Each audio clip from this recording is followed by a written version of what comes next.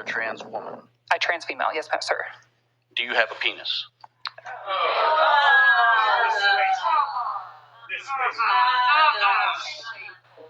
That's horrible. Yeah. You're the one that brought that into the discussion. I never said anything about genitalia. Oh, it has everything to do with genitalia. I don't know what my rights are for right now. Audience, if you want to stay in here. I don't know what my rights are, but that question was highly inappropriate. You do not have to answer any question. If you're through, we'll dismiss you. Well, I'm not through with questions, but I'm not going to answer that question. That's highly inappropriate. Again, you can say that, and that's your right. So. Okay, I'm a healthcare professional, a doctor. Please treat me as such. Next question, please. So yeah, this is what we're dealing with now. This has become the second civil rights movement, in my opinion, because it's no longer black and brown people being completely socially dominated, but it's also trans people. And what we have right now is a very, very scary infusion between the facts and what entertainment is. I guess I can start all of this off by pointing to the contradictions that these same people have against trans people. Because, they will go up and down until they're blue in the face about how they love individualism, how individualism and self-interest should come before everything else in this world. Oh, wait, but you're practicing individualism that I disagree with. This is just selective outrage. This is extreme hatred just to be hateful. There is no rhyme to the reason. It's basically, you believe in something that I don't understand, and that makes me scared. And now I'm getting angry because I'm scared of it, and now I just don't want to see it anymore. I just want to ban it. Or I just want to put you in jail somehow, some way, because you want to be an individual.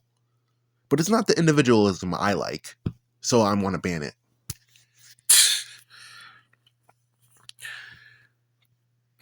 Trans people, my people, all people, understand something. An injustice anywhere is an injustice everywhere.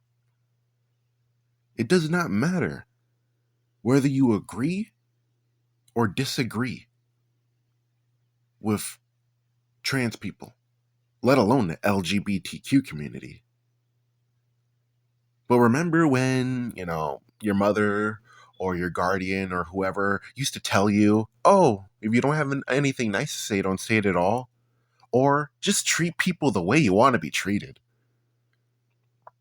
All this culture war nonsense that you guys love, drinking and fueling up in your head.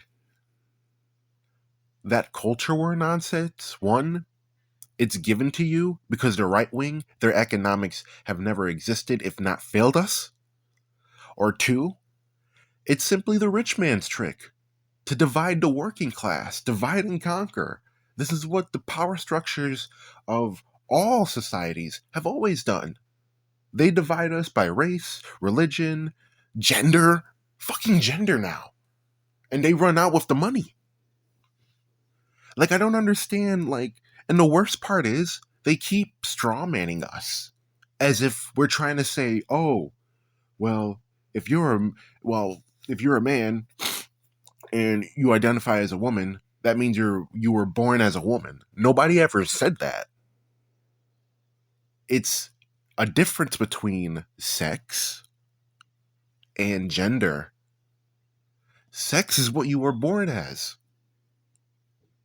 Gender is identifying with the social and cultural norms of femininity or masculinity, or the spectrum of it. Okay? So yeah, if you're born a man, you can identify as a woman. But unless you're a dishonest person about this, we all know for a fucking fact, even this trans person, that yeah, I was born a man, and I can be honest about it. But even when you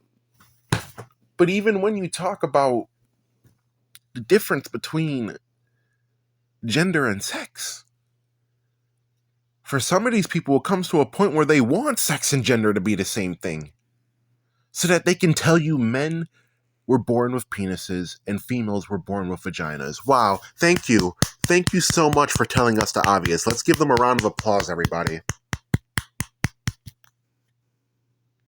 Then they want to talk about the children.